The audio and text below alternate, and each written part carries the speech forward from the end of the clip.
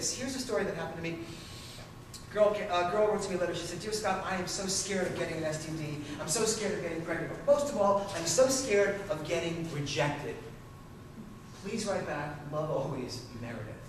And this was in the time when she didn't send emails. She'd written to me a letter with curly-cued ink and script. And she didn't write the word "I'm scared." At first she wrote, "Dear Scott, I am sacred." And she crossed it out and wrote, "I am scared. Please write back." And I wrote her and I said, the day that you can write the words "I am sacred" on a piece of paper and not cross it out, that's when we can begin to have a conversation about your fear and other things. But we can't talk about these things until you recognize that you are sacred and always have been. I told this story to a bunch of fraternity boys in Texas, and they said, well, I'm the one boy who said, I'm the guy in my fraternity that goes up to the pledge brothers, the new ones, the fledgling initiates, and I say to them, if you want to get with a girl, go for a fat girl. It'll be easy and she'll be grateful.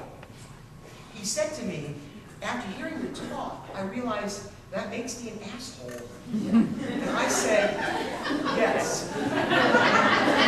Just validating you here, that's all. I'm not calling you an asshole, I'm just validating you.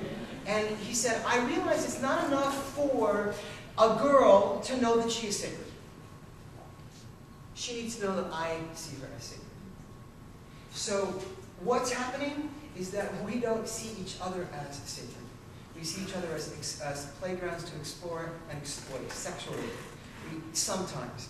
But what's happening underneath it is, please text me, please poke at me on Facebook, please be drunk on me, please listen to the things I'm not saying, and when I ask you, this is a quote from a teenager, when I ask you, how are you, answer me honestly, and when you ask me, how are you, listen to everything I'm saying. Don't just walk away. We don't encourage looking at other people as sacred. And I would say it starts with adults. What can we do to help prove to our teenagers that we see them as sacred, so that if the world doesn't, at least they know that we do.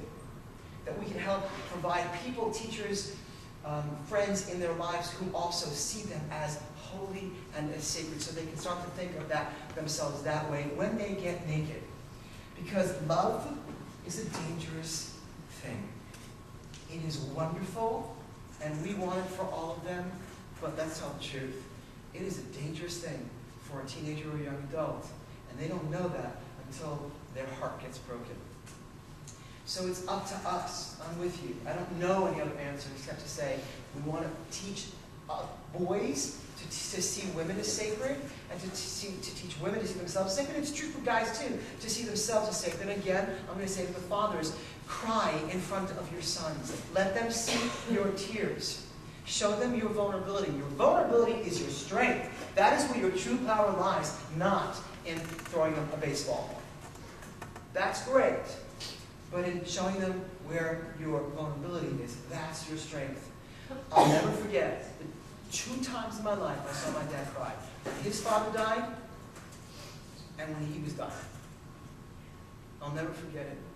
And it taught me how to cry. And I said this to the teenagers today. One of them said to me, many of them said to me, are you afraid of dying? And I said, I would be lying if I said no. But I'd be lying if I said yes.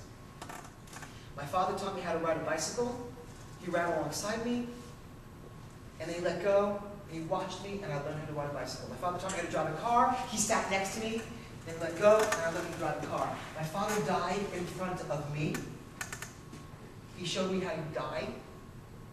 He let go, and now I know how to die. Fathers, teach your sons how to be men by being vulnerable in front of them, so that they will see women or other men as sacred the way you see them, the way you know they are, because you're showing them your sacredness. Why don't you